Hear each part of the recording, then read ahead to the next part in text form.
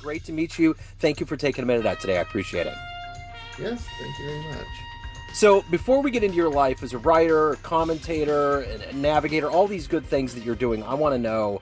We're going on the 5 year anniversary of living through this pandemic, and it did a lot of things to change so many things for all of us. How much of living through that time period has influenced the way that you live your life and work today? Well, hmm, that's an interesting place to start. I would say in a couple different ways. I definitely leave the house less than I used to, although I think part of that's a function of age. Um, it's been, I was 30, almost 32 when the pandemic started, and I'm almost 37 in April. And so, yeah, I definitely, didn't leave the house as much. Health wise, I got COVID twice and also got vaccinated. So I dealt with long COVID for 2 years, um, in the middle of doing my MFA, in the middle of growing the Cameron Journal. Um, so that was tough. I mean, that was a very tough thing. And honestly, I will probably never get back to where I was energy health wise before COVID. I've had to make some pretty big adjustments to my everything to kind of learn to live with that reality. I definitely kind of wear more casual clothes. I was joking the other day. I said I used to have at home jeans, which is like now is just kind of like why did we ever do that sort of thing. Yeah. Um, but I mean, yeah, there was definitely a certain sort of casualization in society, and I saw it in my own wardrobe as well. I'm trying to break out of that. I've bought a few new things, all this type of thing, but I also don't leave the house very much, so these things kind of all crash into each other. Um, but yeah, it has changed a lot of things. Certainly when I do the news hour and talk about politics and policy, it comes up a lot. Um, that was politically speaking a halcyon event for this country. I don't think we realize it now, but Yeah. I think in time, history will show us that it's up there with the Civil War in Yeah. terms of this happened, these events took place, and it radically changed the political views of this country. Um, and particular more so on the right than the left, I find. Yeah. Um, but I think history will not be kind to the pandemic Yeah. I sort agree. of thing. And honestly we may see that, see the beginnings of that history being written towards the end of this decade. But certainly give it 20 years and it will be right up there in terms of major political turning points in this country, for sure. It's interesting. I had the TV on mute during both the Carter funeral and the inauguration, and I was just watching the body languages of all the former presidents. And I Mm. just got this vibe from them that was like, what we are watching right now is going to be a template for what we don't ever want to do in this democracy again.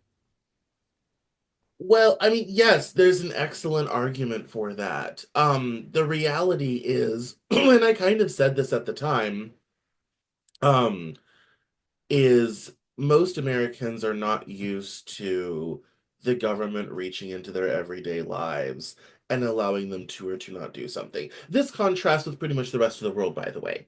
The Europeans are used to a sort of daily interaction with government. I mean, in Germany, you have to register with the police around when you move house, sort of thing.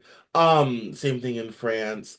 There's sort of a certain level of just you interact with some aspect of the government every day of your life. We don't in this country, if Right. you really think about it. You can Right. go months and never interact with a government official unless you get pulled over, need to get your plates re-registered, need to get your license redone, all this type of thing. You don't interact with the government in that way. And I think, especially for a lot of people, entrepreneurs, small business owners, people who own their jobs, all this type of thing, um, shutting down the entire American economy for the first time in U.S. history was definitely a pretty big event. I think there was a lot of um, unhappiness that local businesses were forced to close, but large companies were able to stay open because they were considered essential. As how we classified essential workers over non-essential workers, was a bit screwy as well. And all of a sudden, we're waiting on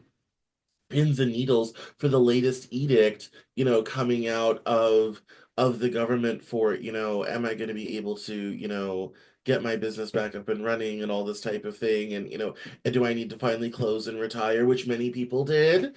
And especially I used to work in the performing arts, so I have a lot of friends in entertainment, nightlife, all this type of thing. Absolutely devastating. Absolutely devastating. I wrote an article called "We're Losing the Arts" because there's a whole class of people that were getting ready to go out on tour, start careers, all this type of thing during 2020. That did not happen. I very foolishly released my short story collection in the day lockdown started. Yeah. So, and in the same month, I got a journal article, but no one ever cared because of the pandemic. 2 months after I'd released my novel, sort of things, I had this whole promotions plan, tons of momentum, all this type of thing. It did not matter. And I've never recovered from that, Yeah. by the way. Like, never recovered from that. Yeah. Um, So, yeah, I mean, it is all of these things pile up, and I think it really, really affected people. I think in a way that no one really realized Right. how, and I think the big thing is it's the anger. That's what I see, Yeah.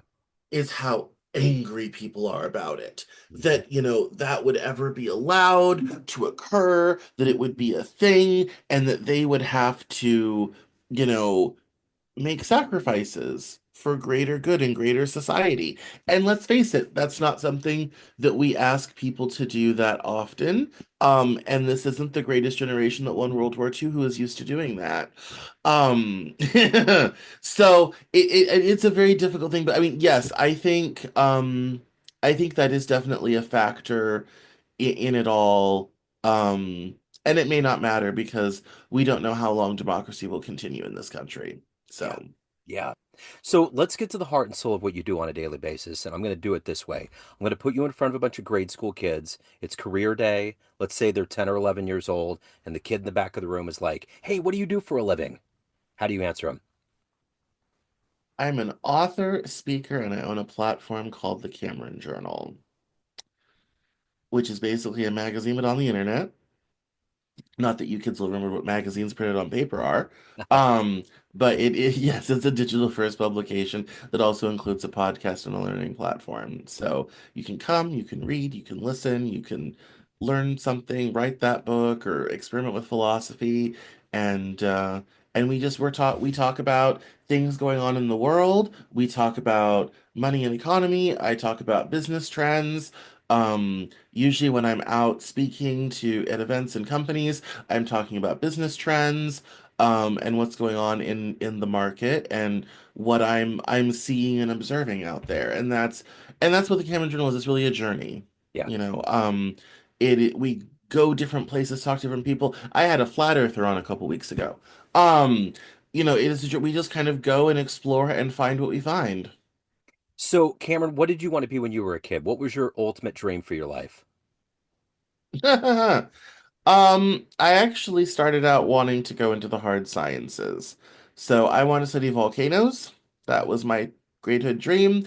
That quickly fell away because I figured out I was not that great at science and I was terrible at math. Beyond that, and then there was kind of nothing that ever replaced that. So that was the last time I had a big dream about my career. So, take me back to your childhood. What were these elements that made you be so interested in culture and business and writing and speaking? What were these foundational seeds planted in you? Oh, all that stuff came later. Much, Okay. much later. No, I did not give two cares about those things as a kid. And it wasn't really where I intended for my career to go, um, at all. Um, I really had to kind of take what I was doing, um, with the Cameron Journal, writing about, politics and society and all this type of thing, and kind of turn it into that, kind of like figure out a way to package it because it was never really my intention. I wanted just to kind of be a writer. So when at the end of high school, I thought, oh, maybe I'll try to, make this writing thing go. And there's not much money in creative writing, so I'll get into business writing. That's how I started at 17 years old. Um, and then I got into doing magazines, and that was really cool. And I enjoyed writing about this stuff. The problem was I could not, most publications either didn't want my stuff or didn't know what to do with me if they liked it. I have a letter saved from the then editor of The Nation who said, "This is a really cool article. I have no idea what to do with it." Oh, And so I started my own platform to give myself an outlet to write about things that I was seeing and thinking about, that I couldn't find homes for. All the writing books made it seem so simple. You come up with a great topic or a great idea, you contact, these editors that are covering these things, and you'll find a home for it and someone will pick it up. And I'm not saying the industry doesn't work that way for some people, because I know people that it does that work that for. That system never worked for me. And the story of my career is a series of kind of systems that never really worked for me, but worked great for other people. Um, and so I started my own kind of, blog publication so I could start to, put this stuff out there into the world, since no one else would. yeah, And then that I started building up a library and a little bit of a following, and I learned SEO. I'd come out of marketing. I'd run two other magazines when I started this. Podcasting and doing videos was still, even by 2014, somewhat in its infancy. It's not like it is now. yeah, And so I kind of started doing that. I viewed it as, if I wanted to get serious about writing and I was working on my first novel and all this type of thing, this could be a vehicle to get me going, create an audience, create a platform that I could leverage for my author career. It's gotten a lot of control since then, because it's kind of become its own thing. But yeah. that was the intention. Yeah. So, So you obviously have a high level of motivation for what you do. You're rather accomplished. Who has been that inspirational force for you to do all of this? well, I would agree. I would disagree with the premise of the question. I wouldn't say I'm highly motivated. I'm just merely industrious. Um, I really, honestly, this is kind of sad to say, this was not really what I wanted to do. Especially coming out of my MFA, I was gonna back burner all this stuff. Yeah, And and go off, and I wanted to get a fellowship and get into academia because the money's better. The money's not great, but it's more consistent than doing this. And I was tired of kind of playing the game. As far as who's inspiring, um, I don't tend to look to other people a lot to get me to kind of get me going. There are some people that I like, that I find kind of interesting in what they're doing and all this sort of thing, and I still sometimes wonder how they got to where they got, given everything. But I've also figured out this industry is also pay to play. And I came to that conclusion about 2.5 years ago. And that was a wake-up call, sort of thing. But I've had the privilege of knowing some really amazing people in my life. Um, and some of them are still around and all this type of thing. And they like what I do and all this sort of thing. My art mentor who encouraged me to write and create stuff sadly passed in June of 2020. Um, I'm glad she didn't live through the rest of the pandemic, honestly. And I don't I like to hope that she would be impressed by what has happened now, but somehow I doubt it. She was never very impressed with me ever. So it's yeah. I honestly I wish more people was into what I do the same way many of my super fans are. I really do. yeah, 'Cause it would make this much better and far more profitable. yeah, But I'm starting to come to the conclusion. I just kind of thought of this last night. I'm starting to come to the conclusion. What I do, the stuff I talk about, the stuff I write, the way I write, just may not be good enough is not a great phrase, but it just may be too weird and unique for the general public. It Right. may always be very niche, which means it will probably never make money. And so yeah, probably some big decisions coming up Yeah. on, whether or not we keep this little party going. At this contrast that though with we've had wonderful growth the last couple of years. Yeah. Um particularly on YouTube with video, but also on Facebook with video and Instagram. I mean, we're getting, 2 to 5 thousand views a week, um, across all platforms everywhere. I've had a couple articles go really viral, like my article on serial monogamy, where I write about relationships. My one OG article, genetically modified foods, where I discovered they're going to save the planet and us. Got picked up by a publication on Medium, and it did very, very well. Across, my fiction books, I have sold hundreds of books all over the world. I've gotten to do television in Australia talking about my novel, which is unheard of for a debut novel, all this type of thing. So it's kind of hard because on the one hand, I'm kind of like maybe this is just not really for public consumption sort of thing, and I'm just not really that good at it sort of thing. But then sometimes every once in a while, you see a flicker, you see a spark, Yep. and it kind of keeps you going sort of thing. It's difficult. It's Yeah. difficult. So Yeah. you had mentioned being interested in and intrigued by certain people. If you could meet or interview or profile one person alive on the planet right now you find fascinating, inspirational, who would that be? Ooh. Um, I honestly genuinely don't know. Okay. Um, I don't usually get that beguiled by people. Yeah. Okay. I'm an ideas guy. I mean, I mean, obviously, there's lots of people who I think it would be interesting to talk to. Not necessarily inspiring, but certainly interesting to talk to. Um, if I were to interview Kamala Harris, I would say the whole election, you couldn't send someone over to my show or any left-wing show, really? You just forgot we all exist? I mean, I understand ignoring me, even though I was top 50 news podcast in 2024 on Podbean, but not a David Pakman. Never thought you might scoot on over there. Young Turks, no. Yep. Kyle Klinsky, none of us, really, none of us. Yeah. Yeah. So that one would probably be very would be very very interesting. Maybe a handful of politicians, um, a couple of artists, obviously if I ever got the call to, to be like, you have 10 minutes with Mariah Carey in bed, no video, I would definitely record 10 minutes of me talking to Mariah Carey in bed with no video. So that's Yeah. I'm That's like, we'll just awesome. put an album cover in the video, it's fine. Yeah. Like Right. yeah. I'll just put in the audio, it's totally fine. Like So how do you balance all of this out? You got a lot of things going on. You keep you've continued to evolve, but you have to take care of yourself as a human being. How do you balance the professional and personal and keep it all at a high level? by not having one. No, I mean, so I also work for my book publisher, and I own a little bit of that. And so basically I run two companies right now. There is no balance. And anyone that tells you you can do it all, have it all, and have work-life balance is lying to you. I have friends who work in finance, I have friends who work in corporate.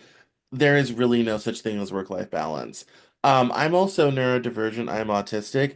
So there's really no work-life balance. There's not for many autistic people, and there certainly is not for me. There it really isn't. It all blends together. And honestly, the people who are winning, they're taking business calls at dinner. Yeah. Okay. They're doing 2 hours work after the kids go to sleep, sort of thing. They're probably getting divorced because their wife hasn't seen them in 3 weeks. And not every woman is ready for that. No, I mean, I will tell you right now, I don't have much of a personal life right now. Personal care has definitely had to take a little bit more of a priority the last couple of years because of the long COVID thing. I've had to develop some new habits. But no, it's not really a thing. If I if, and I've told people I said if I want to have a personal life and maybe get another relationship, which my work schedule was a huge problem in my last relationship. If I want to get another relationship and have some sort of personal life, something's got to go. And I think you have to be really circumspect with your time. And that for high performing, high achieving people who are trying to climb the ladder is a really hard thing to do. And especially at the executive level, I mean, I have a staff of 11 people that report to me and all are in part. The reality is I answer emails at 10, 11 o'clock at night, and that's just part of the conversation. And not everybody's ready for that life. And it's fun. There was a TikTok that went around and they were interviewing all these women CEOs about what their work schedules were and all this type of thing. And, everyone who doesn't work at that high level is like, why are you answering emails in the evening? That's crazy. I'm like, no, that's what you do. Anything above a vice president. It starts at director level, and anything above there, you're answering emails at night. You're Right. taking calls on the weekends. It never, ever stops because you have people whose livelihoods depend on you, you Right. know? So Yes. it never stops. And that you get into music, you get into movies, it's the same thing. What you do becomes a huge part of your life, and it all just blends together. Not everyone's ready for that. Yeah. So, of everything that you've done and evolved into at this point in your life, what are you ultimately the proudest of? Well, my friends would have probably better opinions on that than I would. Um, I would say it's pretty spectacular, um, for a brown kid who could not write, whose only real talent was reading books, um, to have lived the wild and crazy life that I've lived. I've gotten to be a gigging musician. I've gotten to be a stand-up comedian. I've gotten to be in plays. I've gotten to work in the performing arts. I've gotten to work in theaters. I've gotten to make music with people. I did a music album with a homeless dude on the street, hustler. Um, I have worked in retail, auto shops, offices, all these different places. I have lived in Denver. I've lived in Seattle. I've lived in the DC area. I now live here. Um, I have gotten to, hang around as part of Denver Fashion Week with 50 gorgeous women in their underwear. Um, I've gotten to see absolutely amazing things, travel. I've gotten to see every corner of this country there is to go to. I've gotten to be a writer in resident in some gorgeous locations like the Canadian Rockies. High school me would think I had made it. Like, yes, you got to do everything that you sat in the library in 2005 at 17 years old and dreamed that you would one day do. I've done it, almost all of it, sort of thing. Yeah. Um, I think the only downside is that living a crazy, amazing life is incredibly unprofitable. That's kind of the only downside. I think that's the only downside. It's been a crazy, amazing ride, and I'll never say it's not. I wish it paid better. Yeah. There you go. Amen to Like, and that. it has been amazing and magical, and I've gotten to meet people everywhere. I've gotten to see things and do things. It's been an amazing, magical ride. Yeah. It has been financially terrible, and I think that's the one thing they kind of don't tell you is that if you want to live that life, you need to have your own money. And that's probably the only downside. But I'm really proud that I got to do all the things that I dreamed of doing. Yeah. That's not true for most people. Some people don't have the bravery, some people will never have the resources. I was blessed to have both. Um, and I think that's really cool. Yeah. And I'm ready for a new chapter that includes a few fewer adventures and more money. Yeah. Because life's Take it. expensive. Especially at this age. Nothing is getting any cheaper. And at this age, for all the crazy, amazing things that I've done, at this age, I value the stability. I value knowing where the next dollar is coming from. I value knowing that we can afford to live at this location for another year, and like actually know that we can do that sort of thing. All that stuff that I didn't really care about. How I was dumb. I thought that would just come. That seemed to be how the world worked for people. And it doesn't work that way anymore.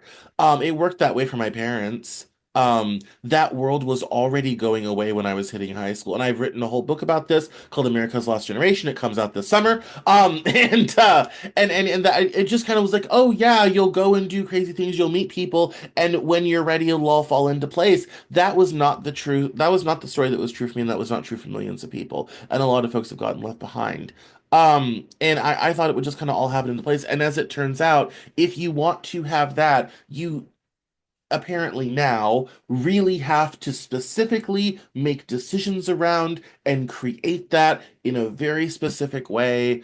That just I think previous generations just didn't have to work that hard Yeah. or think that hard about it. You Yeah. know, my dad got out of the Navy in 1990, 89, 90. He went to a job fair, met a person, and found the job that he was stayed at, and he retires next month. Wow. That doesn't exist anymore. No, it doesn't. No, I mean, he didn't know what he was going to do with himself coming out of the military. He was a fire controlman and a radar guy, and he went to a single job fair, found the University Center for Atmospheric Research, which operates the National Center for Atmospheric Research. They did ground-based radar at that time because they had not launched the GOES 2 satellite, weather satellite, and he got into ground-based radar, and all the radars they used were ex-military, so they needed military guys who knew how to work on them. And when that program shut down, when satellites came along, he got into the aircraft program and he stayed there and he'll retire next month. That was the world that I was very assiduously trained and told to expect and set up for. And the reality is by the time I got there, it didn't exist. And this was true for millions of other people. That's why I wrote a book about it. Yeah. Um, and so now I really find myself in a place where I have to like specifically like create the new life of like stability and all the stuff that I really want to value at this age and going forward because it doesn't just fall in your lap. You actually have to like painstakingly make that a thing. Yeah. Yeah. So, Cameron, at the end of the day, everyone has a perception of you: family, friends, fans, everyone that divulges your various multitudes of work. But you run the show. What's your perception of you? Who do you think you are? I think at this stage, um, I'm in a bit of a transition. I still see myself as the writer, author, artist that started this journey in 2013. That had been through a bunch of stuff even before then, but started this specific thing in 2013. That's still kind of tent pole. And I have a master's of fine art, so I guess we can say I'm really a real artist. That's kind of still tent pole. There's a lot of other stuff. When I got diagnosed with autism 3 years ago, that was a very big um a big set of realizations about how life works differently for the people than it does work for me. Um, and that was very, very tough. And so I kind of see myself as, yeah, sort of an Oscar Wilde, Isaac Newton, quirky artist type, the type of person our society does not really know what to do with anymore. And there was a really great speech about David Graeber on that I love. Um, and so I still see myself as kind of the quirky writer artist, but I understand now why that is. I know now that I'm not a corporate drone, ain't never going to be. So I think I know all the things that I'm not, and perhaps I spent so many years trying a bunch of things to kind of figure out what did not work. The reality is the only thing that ever has worked is the Cameron Journal for me. Everything else always seems to fall apart and fail, but it kind of endures. So yeah, I am that writer, author, political commentator, market trends navigator, which is a word that my management came up with last year. I think that is really the summation of what it is. I read a lot of stuff. I look at the world. I bring my expertise to it. There are 2013 pieces of content on the Cameron Journal. There are 991 videos on the YouTube channel as of this morning. There are three books, only one of whom is out of print, but there'll be three again soon because one's in print, one's coming into print.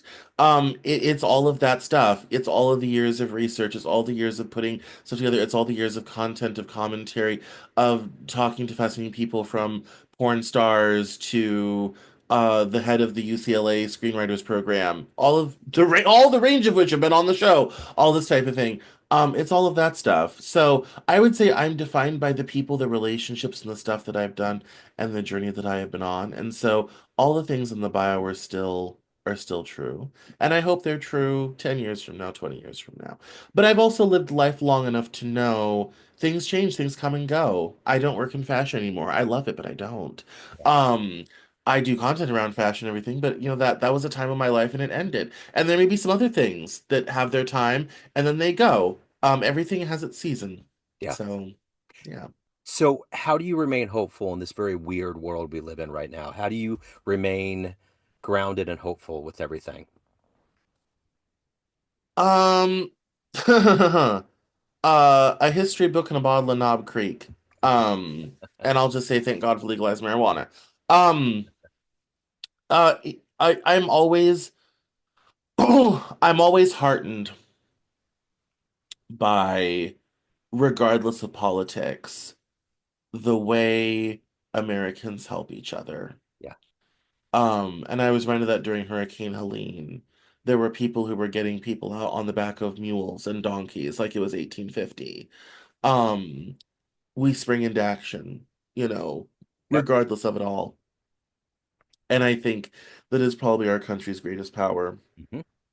and its greatest strength. You don't see that a lot in the rest of the world unless you've traveled and know and have seen, you really don't. The way that we just sort of take care of ourselves and take care of each other is our absolutely greatest strength. Yeah. And I think the rest of the world should be frightened of that. Because here's the reality. If we ever really had to pull together and confront a threat, the rest of the world should be very, very frightened. Very, very frightened. Because, the last thing you want is a bunch of Americans showing up with too many guns and ATVs, side by sides, and Ford F-150s ready to shoot you. That's not going to end well for many parties involved. Um, and I think that's what kind of gives me hope is that regardless of what happens in politics and Washington, all this type of thing, that's the real superpower. And we have major threats happening. We have major problems happening. I do not know if democracy is going to continue in this country. I have no belief that we're going to have an election in 2028, but I do believe that at the end of the day, Americans will keep helping each other. We'll Yeah. continue to be there for each other, and that gives me hope. Yeah. So, Cameron, if anybody wants to tune into the journal, your podcast, pick up one of your three books, any of the good business that's going on in your world, where's the best place to go? Absolutely. Well, it's very easy. CameronJournal.com. Everything is there. Podcast, you can join Cameron Journal Plus, get exclusive content. You can buy my novel, my short story collection right there. Pre-orders for America's Lost Generation will be out soon. Sign up for the newsletter. Social links in there if you want to follow me on social. I've been doing a new series of Twitter threads and different topics, all this type of thing. So CameronJournal.com, that's the portal to everything. I love it, Cameron. Thank you, sir. Thank you for your story. Thank you for your time. Best of luck with everything. Thank you so much. Thank you. So we're